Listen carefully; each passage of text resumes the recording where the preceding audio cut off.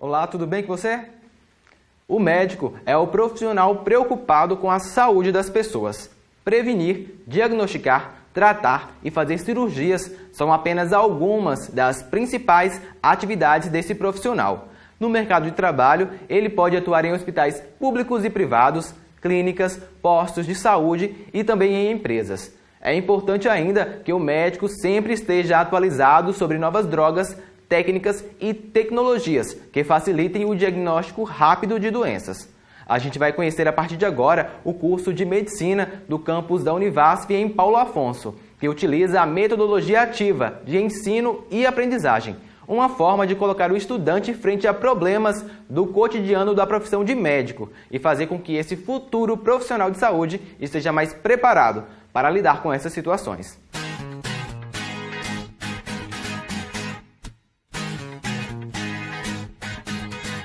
O curso ele existe desde o segundo semestre de 2014, onde recebemos a primeira turma, né, via seleção pelo Enem. Hoje estamos já com 2 turmas, né?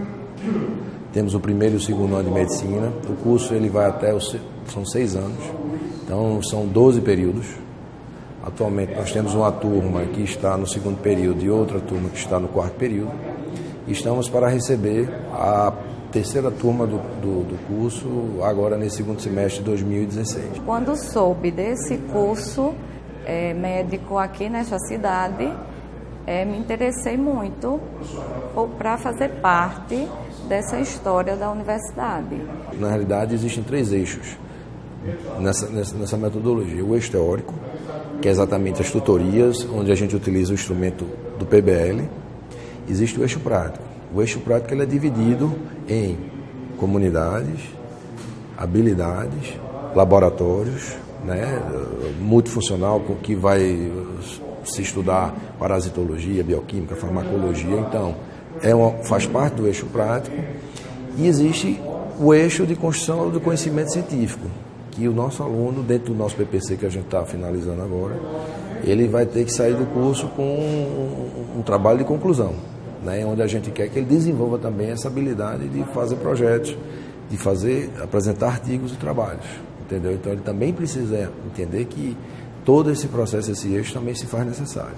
Além de o curso estimular bastante a extensão, né, visto que a nossa prática de comunidade, que ela já vai diretamente com a sociedade, onde a gente já tenta abordar e mostrar aquele estudante que está entrando e durante o curso, o quanto é importante um estudante de medicina, um médico, o quanto é importante ele interagir com a comunidade, ser mais humano, entender quais são os problemas da sociedade e não ficar tão dentro dos muros da universidade. Eu adoro a metodologia, até porque eu já conheci, já estudei tradicional e, assim, uma opinião minha mesmo, funciona mais a metodologia ativa.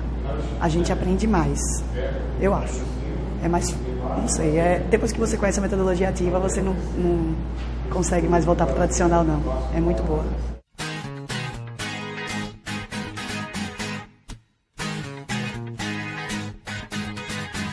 Então, o MEC vai exigir que os cursos de medicina do Brasil se adequem a estabelecerem metodologias ativas no curso de medicina de graduação.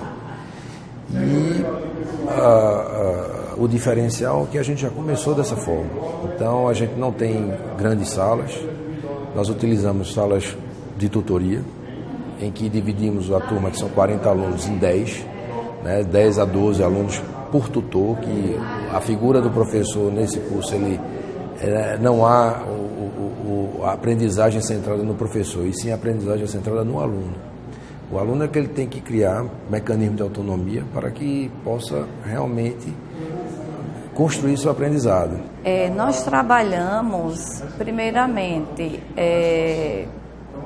a gente passa o conteúdo para o aluno, ele já vai ter estudado antes em casa o conteúdo que vai ser abordado, então ele chega na aula já tendo um conhecimento prévio sobre o assunto que vai ser abordado. O aluno, primeiramente, ele vai ter que demonstrar o que é que ele tem noção, o que é que ele tem a ideia sobre o assunto que vai ser abordado, e depois entra o professor mostrando a técnica ao aluno, como é que deve ser feita uma coleta de história, um exame físico, aperfeiçoando o que o aluno leu previamente, o que ele aprendeu previamente. Então, é um direcionamento do conteúdo que ele já veio trazendo com ele antes da aula. E uma das coisas que o curso oferece, que o eixo teórico, que é exatamente quando a gente abre a tutoria, né, e ele levanta a problematização dele e os objetivos de aprendizagem, eles vão ter um tempo de estudo autodirigido, protegido, onde não vai ter aula de reposição, não vai ter atividade de monitoria, nada extra, ele vai ter aquele tempo para estudar. E aí ele pode usar toda a estrutura da universidade, desde as bibliotecas, do laboratório, desde os nossos modelos, claro, com autorização, mas ele tem como usar a estrutura da universidade. Como é a metodologia nova, a rotina realmente assim, é diferente do método tradicional. Os alunos, eles são bem mais participativos na aula, eles demonstram mais, eles falam mais. A participação do professor é mais realmente para direcionar o aluno para esse aprendizado. O objetivo principal do curso é transformar que esse método, esse egresso que sai aqui, ele seja competente nas diversas habilidades, nas diversas áreas, e que ele trabalhe fundamentalmente na comunidade. Então, o objetivo da gente é fazer com que o médico ele tenha habilidade não só de examinar o paciente, de fazer pequenos procedimentos cirúrgicos, que ele possa atender uma criança, que ele possa atender uma mulher, uma gestante, em que ele possa ter capacidade de gestão, liderança, saber trabalhar em grupo de forma interdisciplinar. É esse perfil que a gente quer.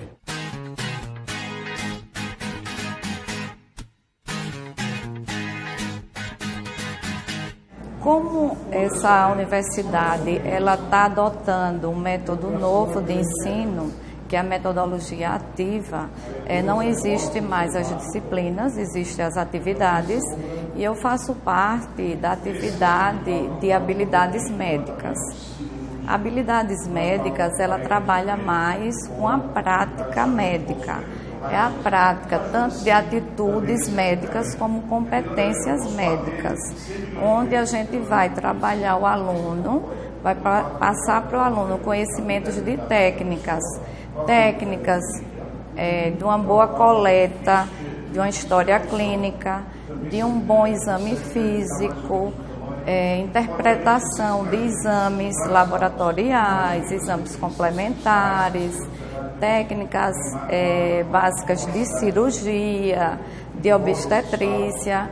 Então, é a atividade, habilidades médicas, que vai trabalhar realmente a prática da medicina. A gente tem 2 simuladores recém-chegados na universidade, onde os professores de habilidades tiveram a capacitação com a empresa.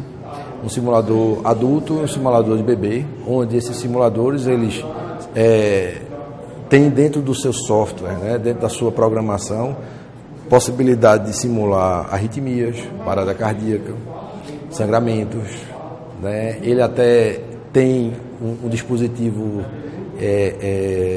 um microfone que quem está facilitando esse processo pode falar e simular a dor.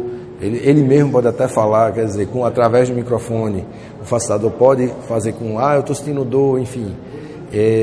Tem como a gente avaliar a ausculta pulmonar em diversas situações patológicas, né? Então, assim, as possibilidades nesses simuladores são absurdas, são enormes, e nossos professores foram capacitados. Medicina é por amor, porque é um curso muito difícil para entrar e é uma graduação assim que você vive o curso.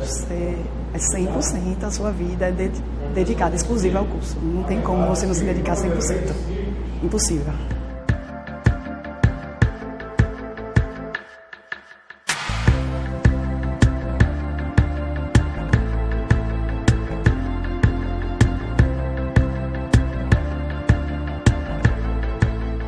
A nossa conversa continua aqui no estúdio com o coordenador do colegiado do curso de Medicina do campus da Univasf em Paulo Afonso, Romero Barbosa, a médica Sandra Pérez e o estudante de Medicina José Clédio Lopes.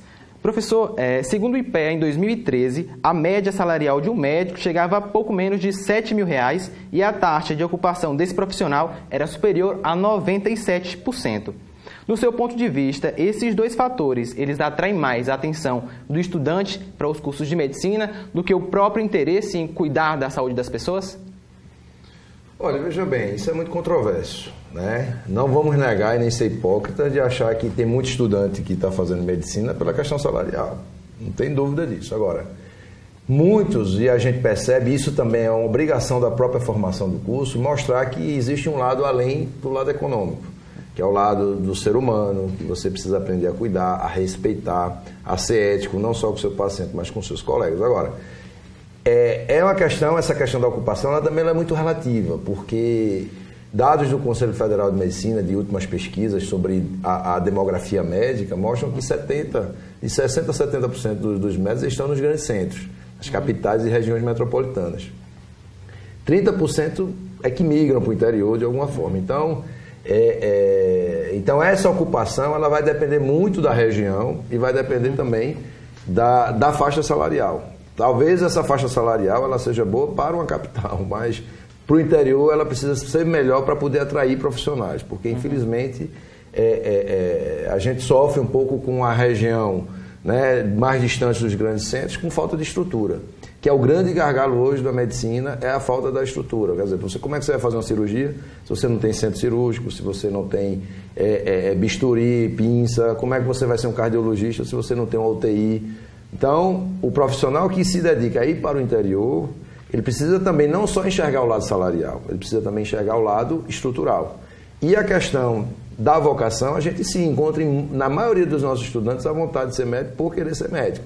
Mas a gente percebe também que muitos deles são empurrados pelas próprias famílias como uma alternativa de melhoria salarial e social das suas famílias. Isso também é um ponto que a gente observa. Não tenho dados estatísticos em relação a isso, mas com certeza, a questão econômica e a faixa salarial é um atrativo para o curso de medicina, sem dúvida. Já falando hoje de mercado de trabalho, aqui para a nossa região, também lá para Paulo Afonso, como é que é o mercado de trabalho para o médico? O mercado de trabalho para o médico, né, se a gente for considerar a Petrolina com seu perfil, né, não só Petrolina Juazeiro, um status populacional maior, uma estrutura maior, mais fácil, né? Paulo Afonso tem um porte menor do que Petrolina, por exemplo, mas está em caminho de desenvolvimento. E a universidade, o campus de medicina de Paulo Afonso é um grande fator de motor de desenvolvimento de uma região e de uma cidade. Agora, às vezes, o serviço público, né, de saúde, ele não acompanha esse avanço. Então, o mercado está aberto. O interior é um local ainda em que você pode se dedicar. Agora, infelizmente, não existem políticas de atração do médico dos grandes centros para o interior. É por isso que se discute muito hoje em dia que a política dos mais médicos, você precisa povoar o interior. Ótimo, mas é preciso não só pensar na questão salarial, mas dar condições para o médico ser efetivo.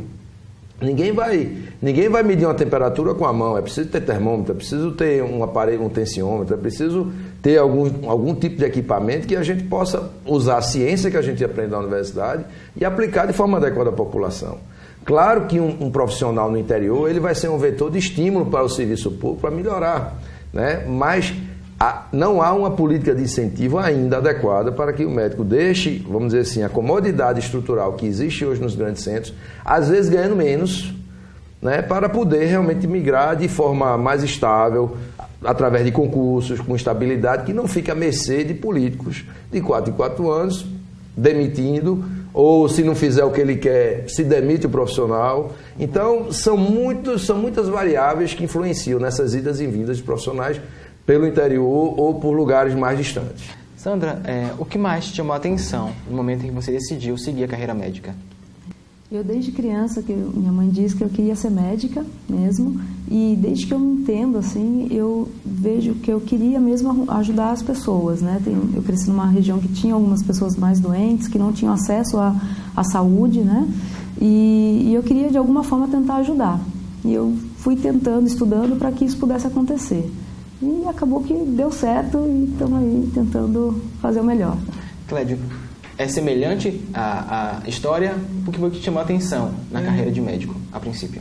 É bem semelhante, que eu também sou de uma região bem pequena, sou do interior daqui de Juazeiro, um lugar bem pequenininho, tem cerca de 130 casas. Aí lá sempre teve essa carência de médico, tem um posto de saúde, mas às vezes faltava médico por um tempo muito grande, eu ficava sempre pensativo nisso. E também teve a parte do incentivo familiar, que eu morava lá e quando vim morar na cidade teve muito incentivo do meu irmão. Aí comecei a estudar focado para querer ser médico, para tentar ajudar essas pessoas. Professor, o curso de Medicina de Paulo Afonso ele tem uma peculiaridade que é a metodologia que vocês utilizam lá. Essa metodologia ela tem apresentado resultado satisfatório no desenvolvimento dos alunos? Bom, primeiro a gente tem que deixar muito claro que quando a gente fala dessa metodologia, a nova metodologia, ela não é nova, né? Ela surgiu na década de 60 no Canadá. Então a gente não está reinventando a roda. Já existe nos países de primeiro mundo, em que se viu a necessidade de se formar um médico mais humano, um médico mais participativo, um médico mais autônomo, um médico que consiga enxergar a medicina não como uma matéria, não como uma especialidade, mas enxerga a medicina como um todo, em que vários determinantes, não só de saúde, mas sociais, né, da população, a questão antropológica, aonde é que você vai estar inserido naquela estrutura populacional, também do ponto de vista de planejamento de gestão. Então, eu fui formado na metodologia tradicional. Eu fiz faculdade de medicina em Recife, na Universidade de Pernambuco, na Faculdade de Ciências Médicas, em que o modelo é tradicional. Então, a metodologia, na realidade, não é invenção da Univasf. Também é uma determinação das diretrizes curriculares nacionais do ensino médico, em que todas as escolas de medicina têm que se adaptar a utilizar metodologias ativas. E o que são metodologias ativas? Metodologias em que o ensino ele deixa de ser centrado no professor, que é aquela aula magistral, vai dar aula lá, fica lá as pessoas como espectadores sem participação nenhuma, o professor lá passa todo o conhecimento que ele sabe e a turma depois se vira para resolver. Não. Nessa metodologia, o professor ele não dá aula tradicional. Ele vai ser um tutor, em que vai... E aí, quando você vai no dicionário, o que é ser tutor? Tutor é orientador. Ele vai ser orientador para que o aluno ele consiga ir atrás do conhecimento de forma adequada. Então, a gente utiliza métodos ativos como o PBL, como problematização, como a aprendizagem baseada em projetos. A gente está começando a dar uma estudada maior na questão da sala invertida, sala de aula invertida, que faz com que o estudante ele procure o conhecimento. Agora, é assim, vão estudar, estude o que querem? Não. Existe toda uma metodologia cientificamente provada que tem resultado e que, dessa forma, a gente vai conseguir transformar esse estudante de medicina num profissional muito mais ativo quando ele for para o mercado de trabalho.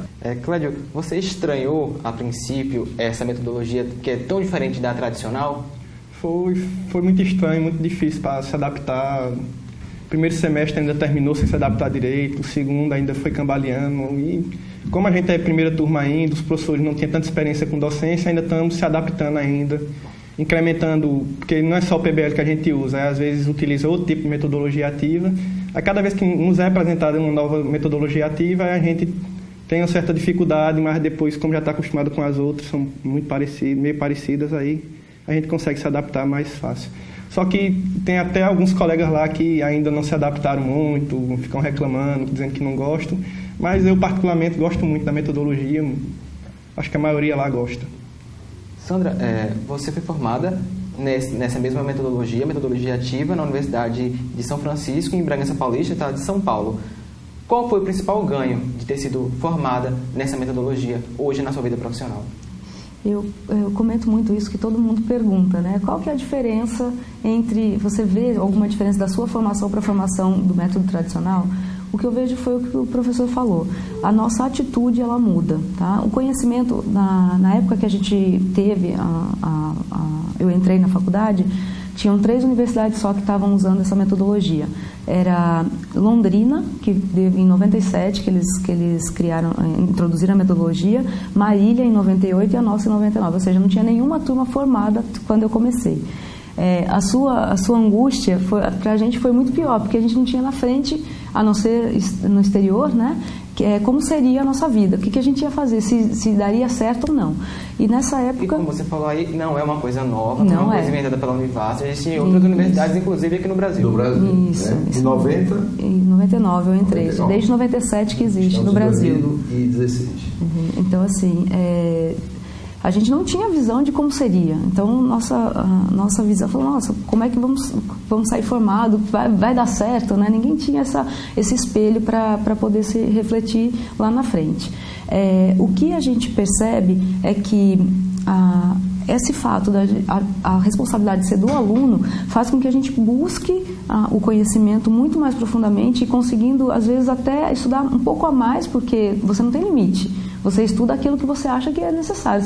E cada pergunta puxa outra pergunta que você vai estudar e, enfim, acaba levando a um conhecimento um pouco maior quando se quer. Né? Claro que tem gente que, às vezes, não se adapta por causa disso, porque é acomodado e não vai querer ir atrás do conhecimento. Enfim, e como o professor disse, a gente não é avaliado apenas no conhecimento, que a metodologia antiga, né, que a gente fala antiga, mas enfim, tradicional, ela só foca o conhecimento, na verdade, que é a maior base, que você estuda de véspera, você faz a prova, foi bem, passou, acabou. A gente, na metodologia ativa, não. A gente é visto também em atitude, em conhecimento, em perspectivas, em projetos, em tudo. E isso muda no dia a dia. A minha visão de paciente, no geral, no total, né, na integralidade que a gente diz, a gente percebeu que é diferente em pessoas que foram formadas pela metodologia tradicional na época que eu me formei, tá? Eu estou dizendo assim, que acaba sendo mais fácil para a gente entender o paciente, entender a queixa que ele está trazendo para a gente e já conectar para tentar achar a solução daquilo, entendeu? Então acaba o raciocínio clínico, né? E eu digo assim, o acolhimento do paciente eu acho que fica mais integralizado. Isso pessoal e que a gente conversa com outros colegas também que tem a diferenciação da nossa metodologia. Nas redes sociais e na imprensa, como um todo, nós tomamos conhecimento do caso do médico que zombou de um paciente por não saber falar a palavra pneumonia.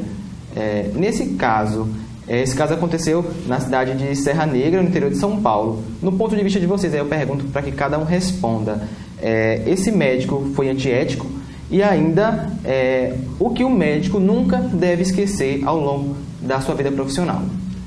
Bom, em primeiro lugar, não foi só antiético, ele foi, no mínimo, mal educado, para não dizer outro adjetivo mais pejorativo. Isso não é médico. Não se zomba de um paciente. O paciente ele tem que ser visto nas suas necessidades, né? Por mais que você tenha se formado em Harvard, você tem que saber falar o linguajar do sertanejo. Por quê? Porque é dessa forma que eu vou me conectar com ele. Isso não é... eu garanto a você que onde ele estudou, ninguém disse que isso era o certo. Isso é ele. Isso, infelizmente, é personalidade dele, mala educação dele e um desvio de conduta dele. Porque eu garanto a você que numa escola médica do Brasil ia ser conivente com uma palhaçada dessa. Isso é totalmente reprovável. E eu digo para os meus alunos, já que Clédio está aqui, se eu, enquanto professor, testemunhar um tipo de atitude desse, meu aluno não se forma. Se depender de mim, ele não vai ser médico. Porque, em primeiro lugar, é uma questão básica da bioética. Primeiro de tudo, não fazer o mal, sempre fazer o bem e, o mais ainda, respeitar o paciente. Sandra, o colega aí foi mal educado? No mínimo mal educado. Até dessas redes sociais a gente acaba questionando mesmo. E em grupos de discussões a gente até comentou bastante sobre esse fato. E infelizmente existem pessoas, né, na nossa profissão, como em todas as outras, que acabam esquecendo o real sentido da profissão, do seu trabalho. E esse colega, né, como a gente tem que chamar de colega, infelizmente, ele foi muito infeliz na colocação dele e na forma que ele fez isso, né? Nenhum ser humano merece nenhum desrespeito, nenhuma nenhuma pejoração em relação à sua ignorância, né? Porque, poxa, ele não tem culpa dele estar daquele jeito, ele não tem culpa de não saber falar, ele não está ali para ser julgado em relação a isso, ele está ali para procurar um atendimento e um alívio, né, da situação que ele tá passando, né? Então, no mínimo, ele foi mal educado, antiético, com certeza, enfim, outras coisas mais. Sem contar que, de acordo com a sociolinguística, ele é uma forma de comunicação. E se ele se comunicou e ele entendeu que era a pneumonia que ele queria dizer, o processo comunicacional foi concluído perfeitamente. Com certeza. Clênio. Eu concordo com o que os professores falaram, com relação a nem se foi uma pessoa, foi falta de ética, foi mais falta de educação mesmo. E uma coisa que tem para falar do curso nosso, que é bem interessante essa parte, como ele segue as diretrizes, segue esse ensino médico mais humanizado. Na nossa primeira prova de habilidades teve muito de relação médico-paciente e teve gente que foi para reavaliação e para final por não cumprimentar o paciente quando ele entrou para a consulta. Se tivesse um negócio desse, a Maria era reprovado na hora. Com certeza. Aí, isso é uma coisa que a gente aprende bastante na faculdade, desde o primeiro semestre até hoje. Ele sempre toca na tecla de humanização, de tratar bem o paciente, de ele é uma pessoa, até hoje. E são com essas colocações que a gente encerra mais uma edição do Quero Ser, agradecendo a presença do professor, da doutora Sandra e do Clédio, que vieram lá de Paulo Afonso para participar do nosso programa. E a você que nos acompanha pelas redes sociais e pelo site oficial da TV Caatinga, o nosso muito obrigado e até o próximo programa.